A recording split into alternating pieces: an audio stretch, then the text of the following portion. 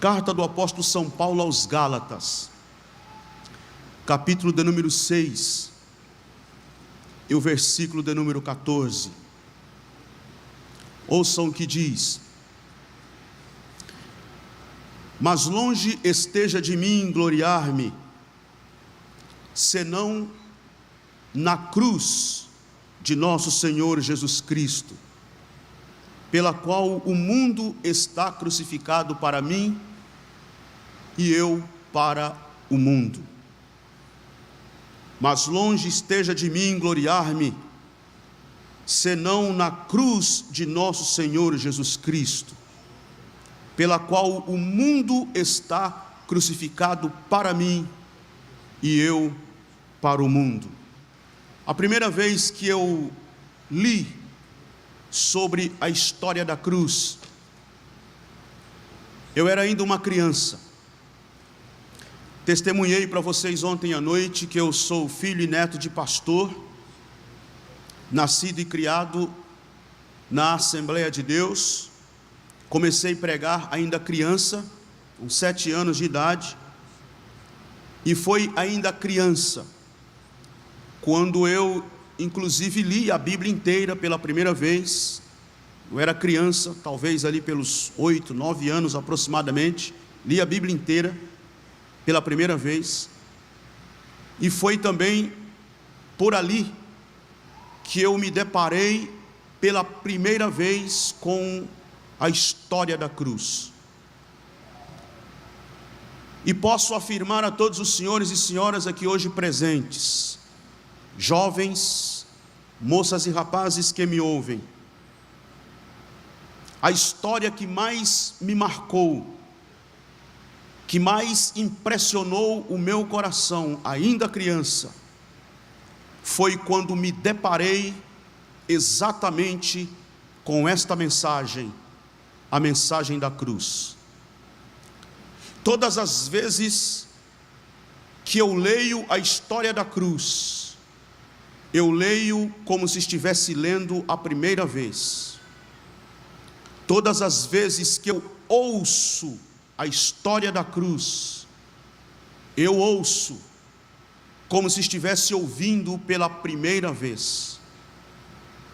Todas as vezes que eu prego a história da cruz, eu prego com a mesma paixão, eu prego com o mesmo entusiasmo, eu prego com o mesmo encanto que eu preguei a primeira vez a mensagem da cruz.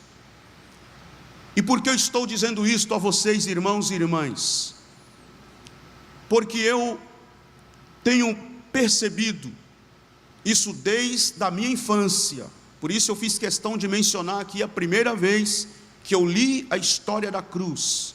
Desde a minha infância eu me deparei com essa história e percebi ainda na infância que parece que há um mal-entendido por parte de alguns crentes em relação à cruz de Jesus Cristo. Um mal-entendido porque grande parte das vezes que nós falamos da cruz, parece que a palavra cruz soa nos ouvidos de algumas pessoas paganismo. Parece que soa catolicismo romano. Algumas pessoas, embora carregam a Bíblia, embora se dizem crentes, evangélicas, cristãs, da maneira como você quiser falar, parece que há uma dificuldade em assimilar a mensagem da cruz, aquilo que ela significa, o lugar da cruz, o simbolismo da cruz, a representatividade da cruz. Parece que ela associa ao paganismo, ao catolicismo. Talvez por causa da cultura brasileira. O Brasil, embora As últimas estatísticas têm mostrado o crescimento numérico expressivo dos evangélicos no Brasil, mas o Brasil ainda é um país majoritariamente católico, e talvez por causa da nossa tradição católica, da nossa herança católica, desde o Brasil colônia, parece que nós temos essa dificuldade com a cruz. E é comum você, por exemplo, nas igrejas protestantes nos Estados Unidos, nas igrejas evangélicas protestantes, desde Assembleias de Deus, batistas, igrejas históricas, enfim, todas as possíveis denominações evangélicas protestantes nos países europeus, é comum você ver na fachada do templo, ou mesmo dentro do templo, uma cruz. Tem lá um objeto, cruz. No Brasil é raro. Há sim igrejas protestantes, principalmente as tradicionais, que usam lá uma cruz, mas é comum, é muito mais comum você ver isso nos templos católicos aqui no nosso país. E talvez, não estou afirmando, talvez por causa dessa questão cultural, por causa dessa herança do catolicismo, do Brasil colônia, algumas pessoas muitas vezes têm essa dificuldade com a cruz e terminam entendendo a cruz como algo relacionado ao paganismo, ou ao catolicismo, ou algo do tipo. Mas eu li hoje à noite aqui um texto, carta do apóstolo São Paulo aos Gálatas, capítulo 6, versículo 14, quando o apóstolo São Paulo, sem titubear, o apóstolo São Paulo, sem pestanejar, ele simplesmente escreve e declara: longe de mim gloriar-me, eu não me glorio em nada, e eu não tenho que me gloriar em absolutamente nada, exceto na cruz. Na cruz eu me glorio. Longe de mim gloriar-me, a não ser na cruz de nosso Senhor Jesus Cristo, pelo qual o mundo está crucificado para mim, e eu para o mundo.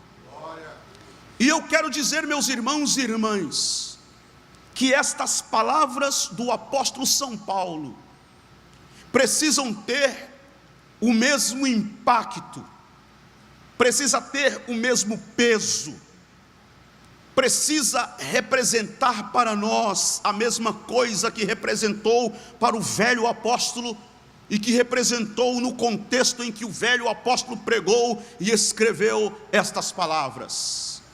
Por isso eu ouso perguntar hoje à noite: por que a cruz? Qual o significado da cruz? Qual o lugar da mensagem da cruz na fé cristã? Qual o significado da cruz para nós cristãos? Se alguém lhe parar na rua, se o teu amigo da faculdade, se o teu colega do trabalho, se o teu parente católico lhe perguntar o que significa a cruz, me dê um resumo de forma sintética e objetiva e me fale o que é a cruz e o que ela tem a ver comigo e o que ela significa para nós, o que representa a cruz na fé cristã, qual o significado da cruz, qual o simbolismo da cruz na mensagem que vocês pregam, o que você responderia? Qual o significado da cruz? Irmãos e irmãs, estas perguntas precisam ser levantadas por nós mesmos, porque eu pessoalmente penso que nenhum cristão, legitimamente cristão, nenhum verdadeiro seguidor de Jesus de Nazaré, nenhum legítimo seguidor do pregador de Nazaré, pregador da Galileia, carpinteiro de Nazaré, nenhum cristão verdadeiro tem o direito, nenhum cristão verdadeiro tem o direito de se esquecer das cenas do Calvário.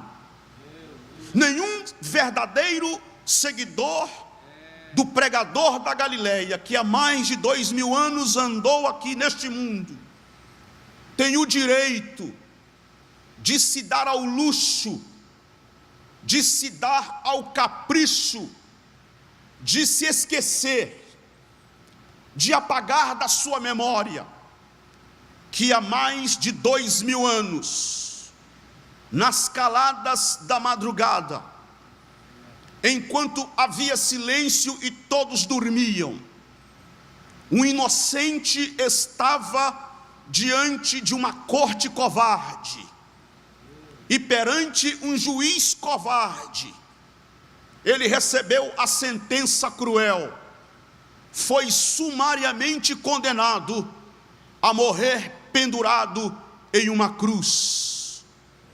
Há mais de 2000 anos, nos arredores de Jerusalém, estava sendo levantado o corpo frágil, magro, machucado, espancado, surrado do meu Cristo amado, aleluia, entre dois ladrões, morrendo como um criminoso, aleluia, pendurado numa cruz, numa rude cruz, assumindo os meus pecados, os teus pecados, as minhas maldições, as tuas maldições, assumindo tudo que era de ruim que estava em mim, e ele assumiu isto, aleluia, e cravou na cruz, e lá expirou por causa dos meus pecados.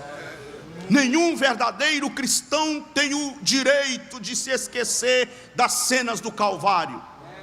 Nenhum pregador tem o direito de excluir do seu semanário a mensagem da cruz. Nenhum cantor, nenhum pregador, nenhum compositor de música cristã, nenhum intérprete de música cristã, nenhuma igreja tem o direito de excluir as músicas, os cânticos, os louvores que apontam o Calvário. Ninguém tem o direito de excluir do seu sermão a mensagem que aponta para a cruz de Cristo, para pregar uma outra mensagem que não é a de Jesus, para cantar um cântico ou uma música antropocêntrica, para cantar uma música ou pregar uma mensagem que nada tem a ver com o Cristo ressurreto que deu a sua vida por mim, como se eu e você, como se nós simplesmente estamos aqui porque somos bons demais, somos bacanas o suficiente, nós somos meritórios por demais, e por isso estamos aqui. E aliás, Deus que agradeça que nós estamos aqui, porque não era nem para nós estar aqui, nós estamos fazendo um favor para Deus de estar aqui, para louvar o seu nome. Então, pregador, pregue aí uma mensagem que faça uma cócega na minha alma, que dê umas coceirinhas aqui nos meus ouvidos, que me faça sentir arrepio, para eu sair desse congresso da UMADJ, cinquentenário, e dizendo assim: nossa, eu estou confortável, eu estou aqui muito bem acomodado, porque eu recebi uma mensagem assim, uma espécie de uma mensagem aveludada. Nenhuma igreja, nenhum pregador tem o direito de se dar ao luxo de se esquecer das cenas do Calvário. Por isso eu ouso hoje à noite convidar a atenção de toda esta igreja, de homens e mulheres, de jovens queridos, para nós pensarmos rapidamente nos minutos que temos aqui, já caminhando para a finalização deste culto, o que é a cruz. Porque vejam bem, primeiro, o meu Cristo foi traído por um dos seus discípulos, e com seu coração movido por ganância, ele entregou o meu Senhor Jesus, e ele foi preso no jardim do Getsêmani. Antes, sacerdotes, os principais dos sacerdotes, líderes religiosos, escribas, com seus corações movidos por inveja, entregaram o meu Senhor. E o Evangelho diz claramente que Pilatos sabia que os líderes religiosos, que os sacerdotes estavam entregando por inveja. Judas o entrega com o coração cheio de ganância. E eu abro aqui um parênteses para explicar isto. Já prestaram atenção que quando aquele perfume caro foi quebrado, o frasco, e foi derramado sobre Jesus e incendiou toda aquela sala, o Judas ficou indignado, o Judas ficou todo revoltado. Por quê? Porque era caro, e o dinheiro que custava aquele perfume poderia muito bem ser aplicado para ajudar pobres. E João abre um parênteses para dizer o seguinte: mas não era que ele estava preocupado com pobres, é porque ele era ladrão. Ele estava incomodado com um perfume que custava quantos? 300 denários. Mas na hora de negociar Jesus, na hora de negociar a vida de Jesus, ele vendeu Jesus por quanto? 30. Olha bem que hipocrisia. Está incomodado com 300 denários, mas na hora de negociar a vida do inocente, ele negocia por 30 moedas. E Pilatos sabe disso. E agora chega a vez do Pilatos, que vai entregar o meu Senhor. Quer dizer, ele é entregue pelos sacerdotes, ele é entregue por Judas, e agora vai ser entregue por Pilatos. E por Pilatos ele é entregue com o coração de Pilatos movido de covardia. Ele foi sim um covarde. O ato de lavar as mãos foi só para um desencargo de consciência. A mulher dele avisou para ele: cuidado com este justo, não se meta, não se envolva com a causa desse justo. Eu sonhei com ele e sofri muito. Ele foi avisado. Ele perguntou para a multidão: vocês querem que eu solte Barrabás e prenda Jesus, ou faço o contrário, mantenho Barrabás preso e libere Jesus? E a multidão ensandecida gritava: solte-nos Barrabás, solte-nos Barrabás, solte-nos Barrabás. Bandido de alta periculosidade. Eles conheciam e sabiam quem era ele, mas solte-nos. Nós queremos o bandido, nós queremos o canalha, nós queremos a treva, nós queremos o ladrão, solte ele. E vem a pergunta de Pilatos: e Jesus? O que farei de Jesus chamado Cristo? E o que foi que eles responderam? Crucifica-o, crucifica-o. Mas que mal fez ele? Perguntou Pilatos. Pilatos sabia que ele era inocente, sabia que ele era justo. Que mal fez ele?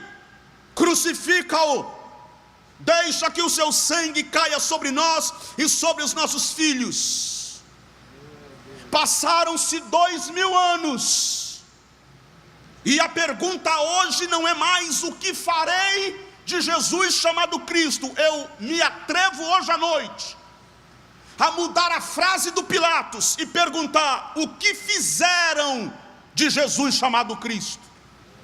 O que fizeram? Porque ele não é mais o tema central de alguns pregadores. O que fizeram de Jesus chamado Cristo? Porque ele não tem sido mais o tema central de alguns cânticos que estão cantando em algumas reuniões. O que fizeram de Jesus chamado Cristo? porque ele não tem sido mais o centro de alguns cultos, de algumas reuniões. O que fizeram de Jesus chamado Cristo, o que estão fazendo com ele? Por que a mensagem de Jesus não é mais cativante?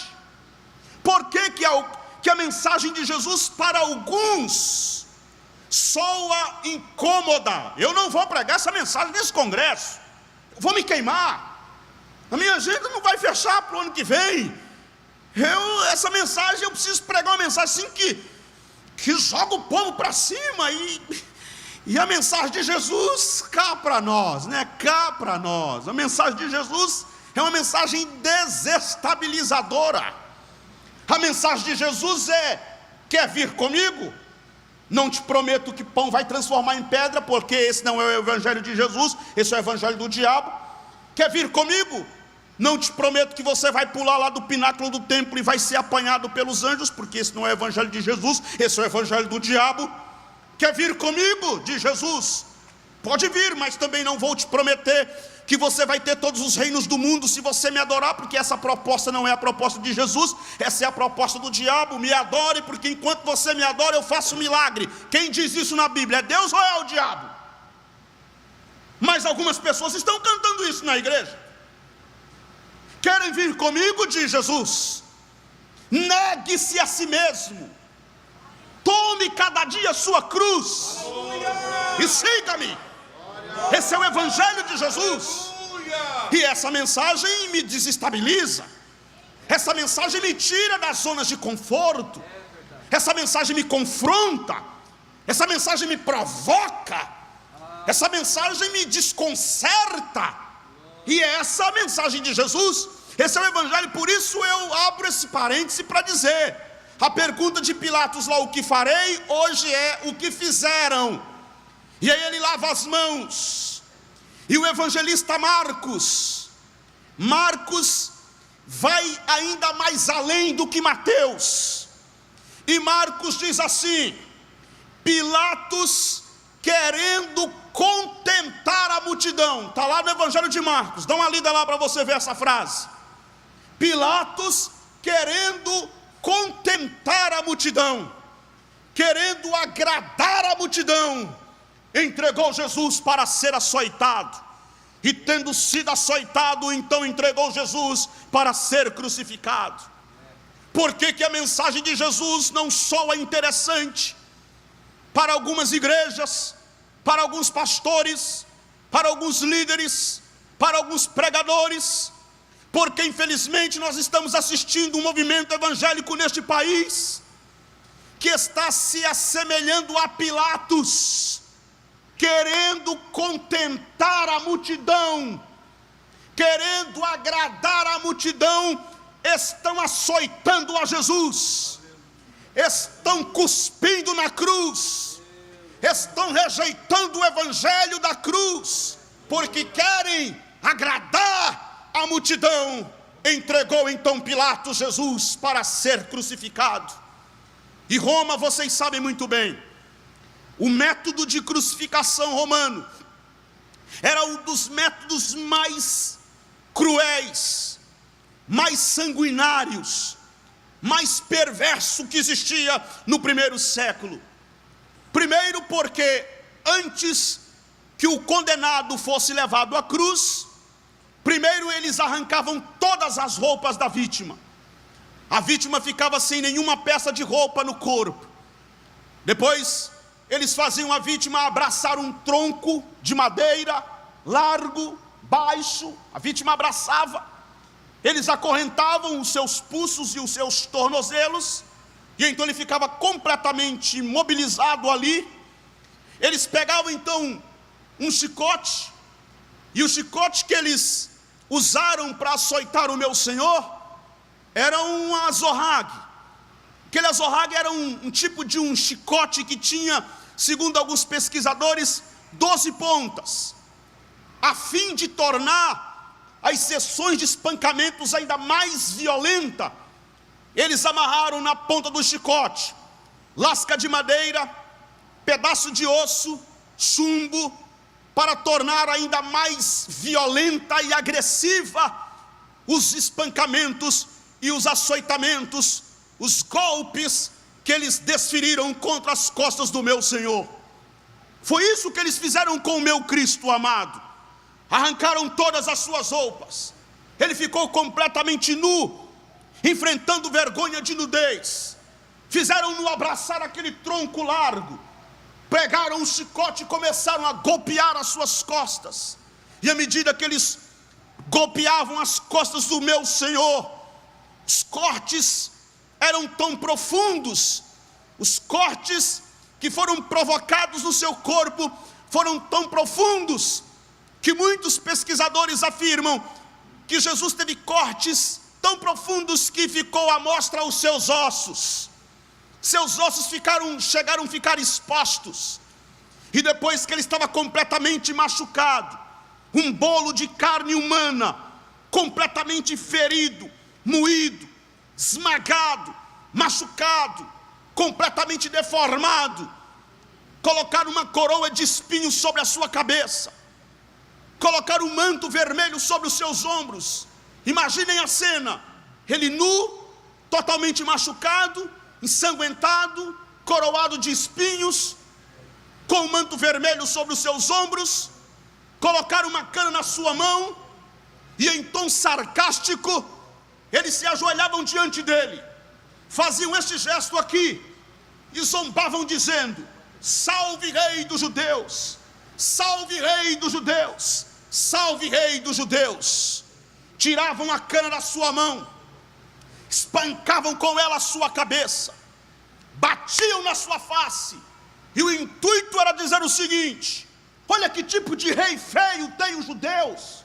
Os grandes reis, os grandes imperadores estão coroados de coroa de ouro, vestidos em vestes reais de linho finíssimo e puro, com um cetro na sua mão que fala da autoridade dos reis, dos grandes imperadores. Mas o de vocês não. Olha que rei feio, coroado de espinhos.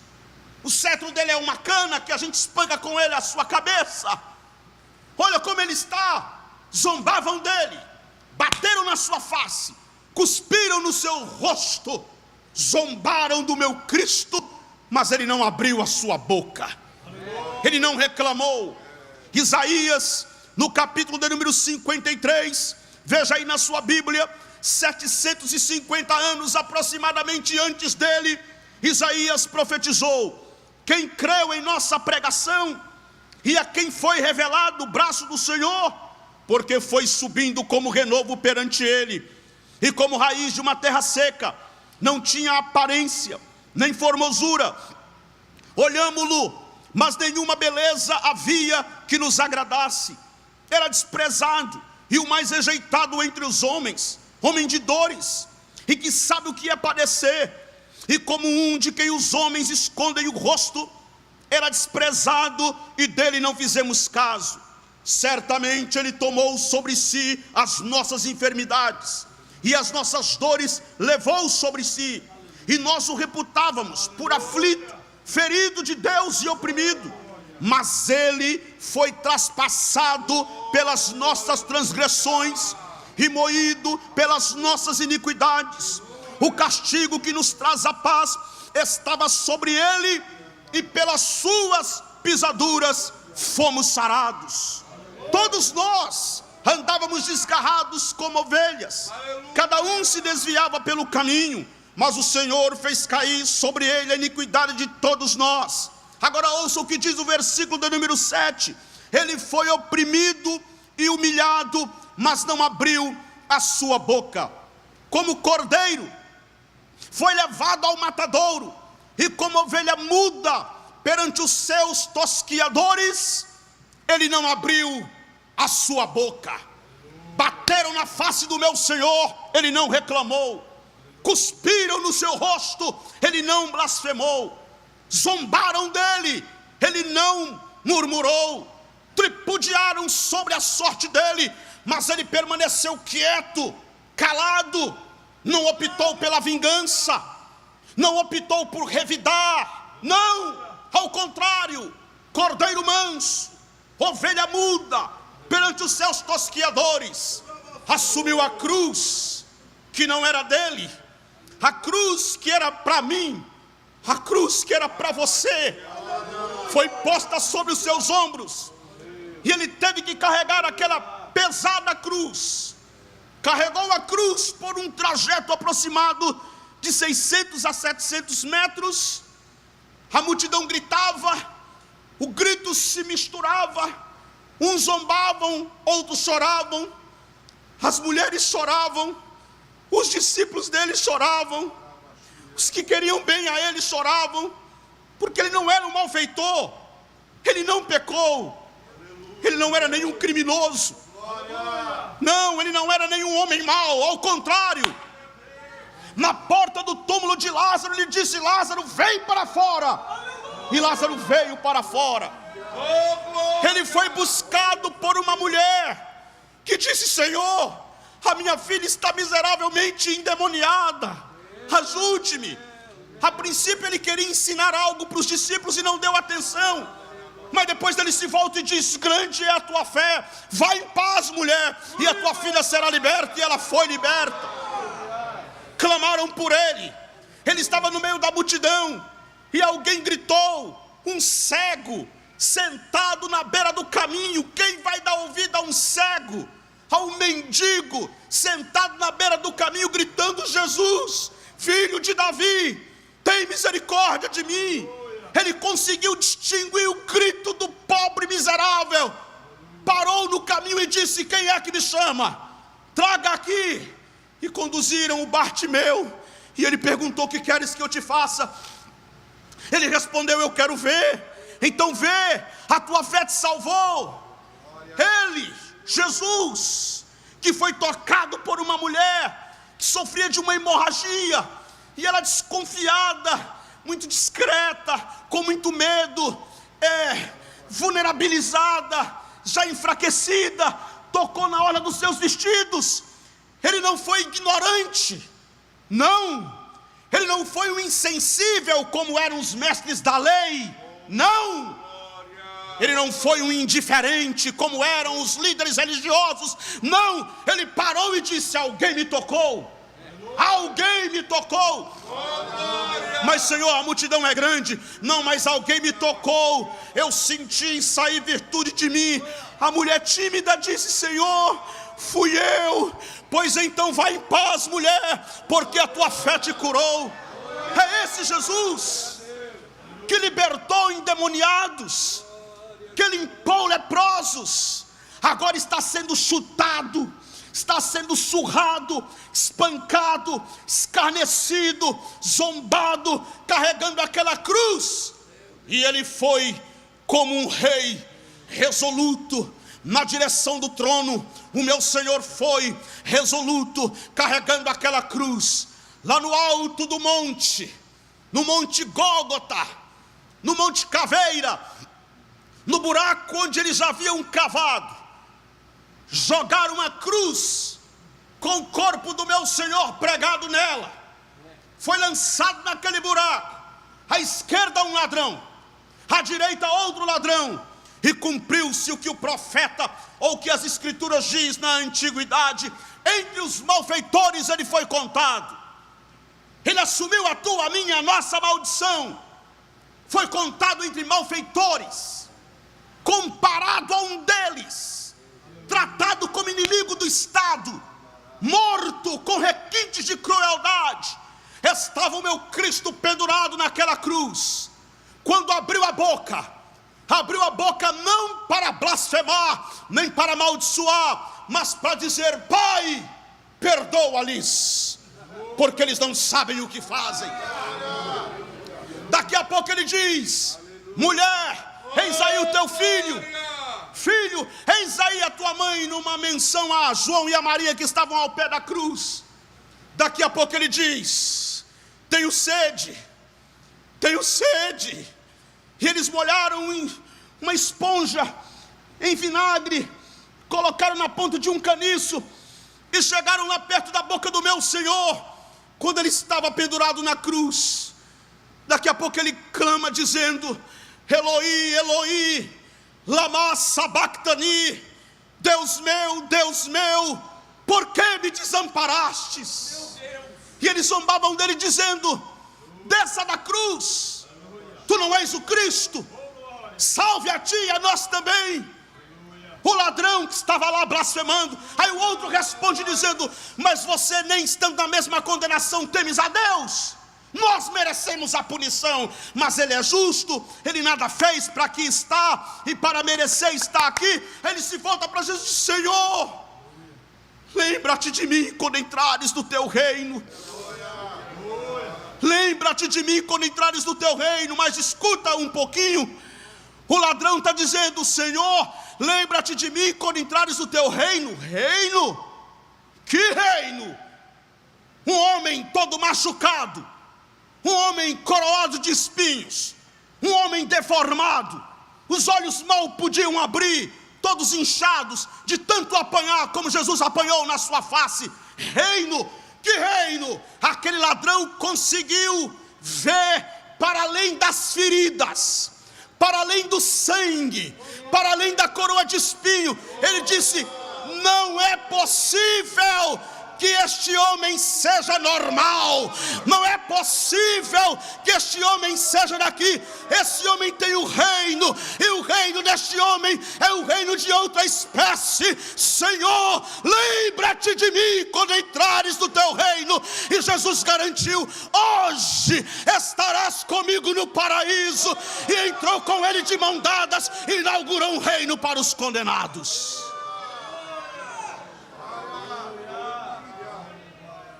Quando o meu Cristo estava pendurado naquela cruz, ele pronunciou 7 frases, das quais algumas delas eu já mencionei aqui. Orlando Boia, que foi considerado o apóstolo da literatura brasileira, escreveu o clássico Os Heróis da Fé. Ele cunhou, inclusive em 2 dos seus volumes com o título Espada Cortante, ele cunhou esse título, ou esse tema, as 7 palavras da cruz. E nós nos lembramos dos pregadores da velha guarda, entre os anos 80 e 90, pregaram muito sobre este tema da cruz, que nas palavras do Orlando Boia, as 7 palavras da cruz, que eram frases, na verdade, frases curtas, óbvio, da maneira como Jesus estava, não tinha força física para fazer longos discursos, eram frases curtas. Mas de todas as frases, a mais impactante, a que mais produz em nosso coração alegria, regozijo no espírito, foi quando ele bradou: está consumado. Tetelestai, consumatum est, em latim, está feito, está pronto, está pago.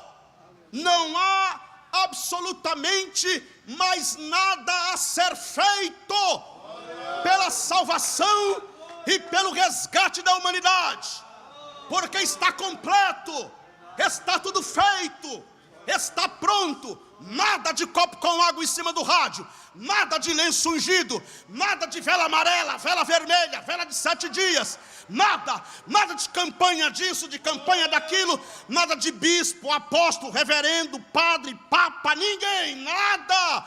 Caiu a parede de separação, o véu do santuário rasgou-se de alto a baixo, está livre o acesso à presença do Deus Pai maravilhoso. Está consumado.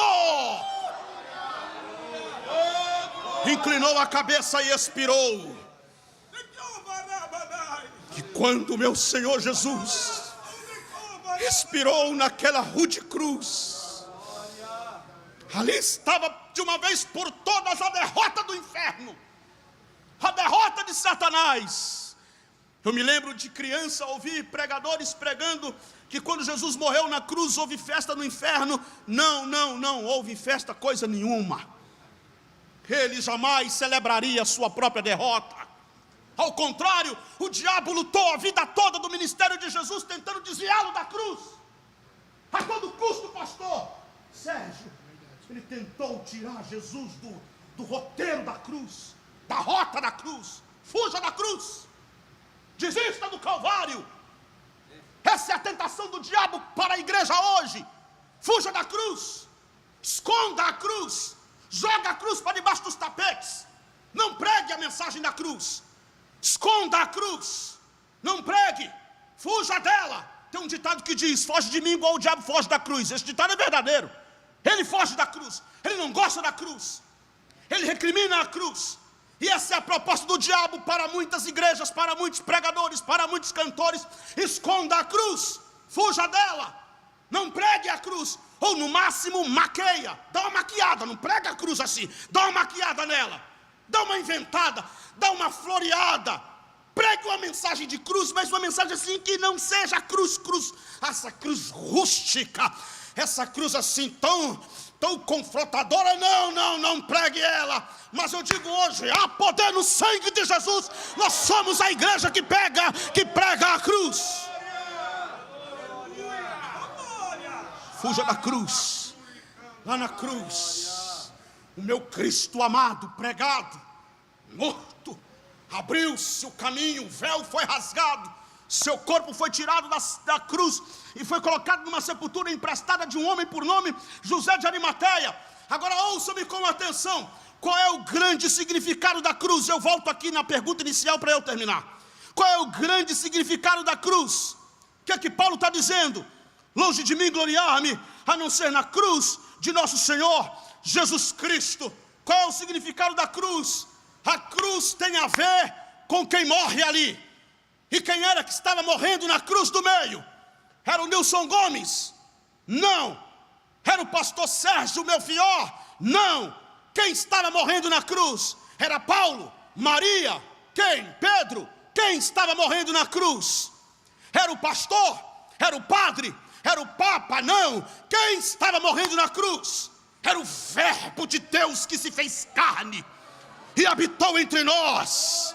Quem estava morrendo na cruz é a palavra de Deus encarnada, o homem da Galileia, Jesus Cristo de Nazaré, aquele que estava no princípio com Deus e que criou todas as coisas do poder de sua palavra, e todas as coisas foram feitas por Ele e para Ele, e sem Ele nada do que foi feito se fez.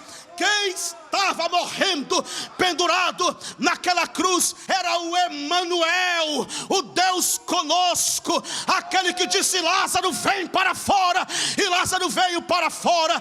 Quem estava morrendo, pendurado naquela cruz, é aquele que quando os demônios ouvem o seu nome, eles entram em convulsão. Quem estava morrendo, pendurado naquela cruz, é aquele que faz o inferno tremer. Jesus é o seu nome.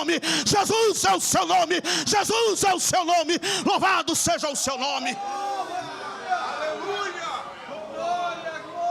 E isto faz toda a diferença. Isto faz toda a diferença. Porque se Cristo que morre na cruz mudou o conceito de cruz.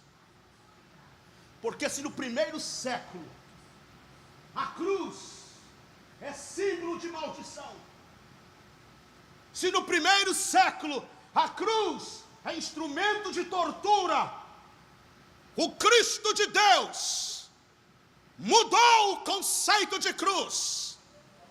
E agora nós temos aqui um paradoxo. Qual é o paradoxo da cruz?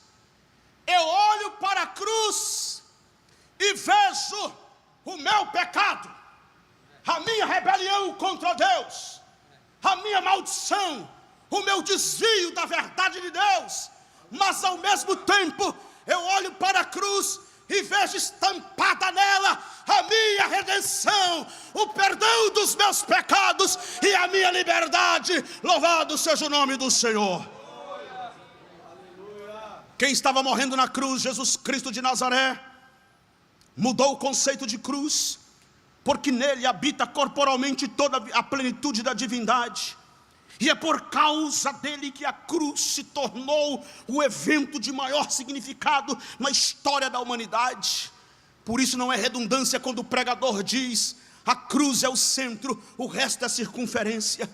porque nenhuma descoberta científica, nenhuma ideologia política, nenhuma corrente filosófica consegue superar o evento da cruz. Por que não? Porque ela diz respeito não a um país, ou a uma aldeia, ou a uma cidade, ou a um povo, ou a uma etnia, ou a uma língua, a um idioma, mas diz respeito a todo o universo. A cruz é o centro, tudo converge na cruz de Cristo. Na cruz, Jesus estava resolvendo o problema da culpa humana. Aqui está mais este paradoxo da cruz. Eu olho para a cruz, vejo a minha culpa, mas ao mesmo tempo que eu olho para a cruz, eu vejo a justiça dele sendo imputada sobre mim, porque foi isto que aconteceu na cruz do Calvário. A culpa que era nossa foi tirada de sobre nós e foi cravada na cruz do Calvário. Paulo, na carta aos Colossenses, diz assim: ele tirou toda a cédula que era contra nós nas suas ordenanças, removeu inteiramente e cravou na cruz do Calvário. Sobre os principados e as potestades, triunfou deles na cruz. Eu olho para a cruz e vejo a culpa minha sobre ele e a justiça que era dele posta sobre mim. Agora eu posso bater no peito e dizer: justificado, justificado pela fé, justificado, temos paz com Deus, pelo sangue de Jesus Cristo vertido na cruz do Calvário. E eu termino dizendo o seguinte: que quando Jesus estava pendurado naquela cruz, ele nos revela um outro paradoxo, qual seja, sangue derramado, sangue vertido, seu corpo pregado, sua carne rasgada, sinaliza aquilo que já foi cantado aqui hoje à noite: o seu grande amor, seu imensurável amor, o seu incalculável amor, o seu inigualável amor, o seu amor unilateral. Sim, na cruz. Por isso eu te digo, meu amigo, você que está aqui hoje ouvindo esse pregador, ou está acompanhando pelas transmissões online, eu te digo: venha à cruz e seja salvo. Venha Jesus, porque na cruz ele pagou o pecado de todos os homens. Então somente creia, creia, porque todo aquele que crê já é considerado justo, não porque o seja em si mesmo, mas porque a justiça dele foi imputada sobre nós, e pelo seu grande amor, seu incalculável amor, ele se entregou naquela cruz e declarou o seu mais escandaloso e extraordinário amor por toda a humanidade. É louco, é escandaloso, e digo mais, é um amor inescrupuloso, porque não tem escrúpulos, vai até as últimas consequências. É um louco amor, é um escandaloso amor. Aí os gregos dizem assim: isso é loucura, Deus não pode morrer desse jeito, isso é loucura. E os judeus dizem: para nós isso é uma vergonha, é vergonhoso, esse pregador de Nazaré só nos faz vergonha.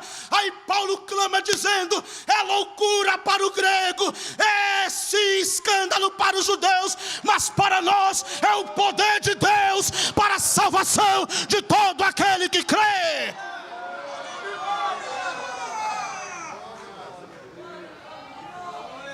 Eu gosto da frase de Billy Graham. Na verdade a frase não é bem de Billy Graham, é de Santo Agostinho. Mas talvez Billy Graham foi o que mais popularizou esta frase nas suas famosas cruzadas evangelísticas, quando ele diz assim: a cruz foi o púlpito de onde Deus pregou o seu mais extraordinário e escandaloso sermão de amor. Você quer conhecer uma história de amor verdadeira? Ah, sim, pastor, eu assisti um filme de romance. Não, pastor, eu vou te dizer, tem um filme, tem uma novela que é paixão do começo ao fim. Não, você não conhece ainda. A maior declaração de amor não está na caneta dos mais célebres poetas. A maior declaração de amor não está nos mais badalados livros de poesia. A maior declaração de amor não está na tela dos cinemas, nos mais românticos filmes de Hollywood. A maior declaração de amor está na cruz de Cristo. Eu te amo, eu te amo, eu te amo com amor incondicional.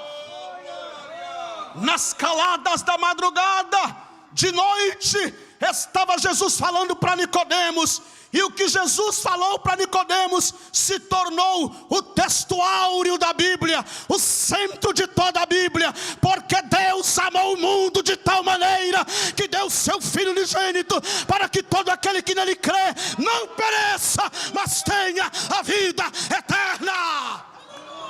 Aleluia!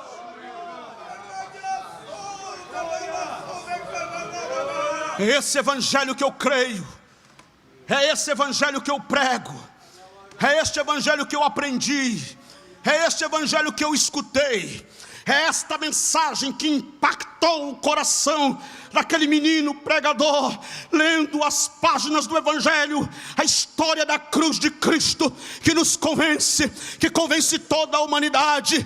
E aí Billy Graham diz mais uma frase que me chama muita atenção.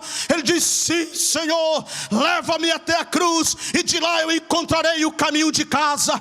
Eu quero te dizer, meu amigo, se você não encontrou o caminho de casa ainda, se você não encontrou o caminho da felicidade, da paz, do amor, do perdão, eu te convido, vem à cruz e você vai encontrar o caminho de casa.